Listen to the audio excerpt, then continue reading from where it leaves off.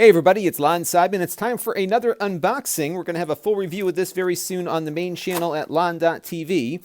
This is the Retro-Bit Sega Genesis 6-button recreation. My understanding is that this works with the Genesis Mini that's coming out, but also the PC, Mac, Steam, and Switch. And they have an official Sega license. And look at the box. This thing is straight out of the 90s here. It looks just like the original Sega Genesis packaging. It's not that expensive. It's $20, but it does require a USB connection. This one is not wireless. We looked at kind of a reimagining of this design from 8BitDo recently. That's a wireless controller. That one sells for about $10 more. So if you're looking to pick up a couple of these for a multiplayer couch game or something, this is probably the better deal. And we'll see how well it performs in the full review that you'll find on the main channel. So let's take it out of the box here. I really do love the packaging here. So this is what it looks like. It feels pretty good. I will have a comparison in the main review to a real 6-button controller. Now my 6-button that's real is about 20 years old, so this one feels a lot looser, but I think it's just the fact that my other controller is old and beat up. You do, though, get 2 shoulder buttons here, which I don't believe are on the original. So that's pretty nice, and it'd be good for all of your retro games on Steam and on the Switch. The cable here is 10 feet, which I think is pretty good.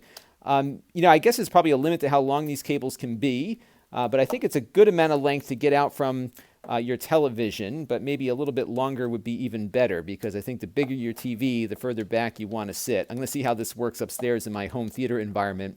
I bought this really to use it with my Mr. Project device that I've been playing with over on the home theater room up there. So pretty cool. It feels nice, though. It really does feel pretty nice. We'll see how the weight feels compared to the original controller. It does feel a little lighter than that controller does, but it still has the look and feel in the hand. So stay tuned on that. And that's it for this one. You just plug it in and you're off and running.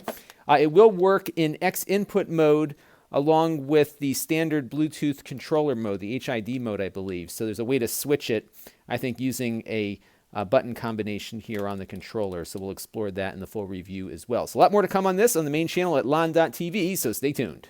This channel is brought to you by the lon.tv supporters, including gold level supporters, the 4 Guys with Quarters podcast, Chris Allegretta,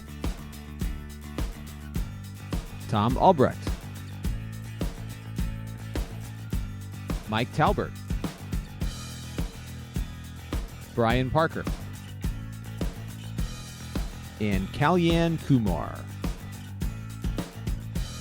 If you want to help the channel, you can by contributing as little as $1 a month.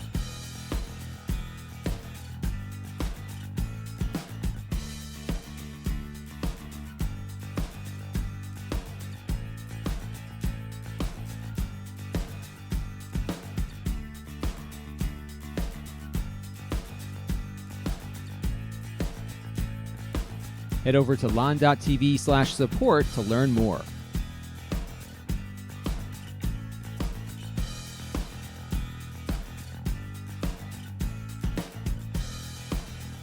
And don't forget to subscribe. Visit lon.tv/s.